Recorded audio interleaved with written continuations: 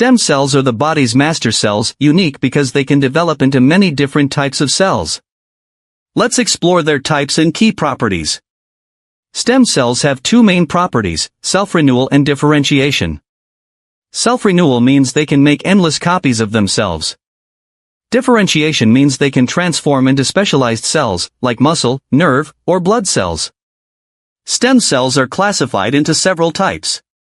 Embryonic stem cells are pluripotent, meaning they can form any cell type in the body.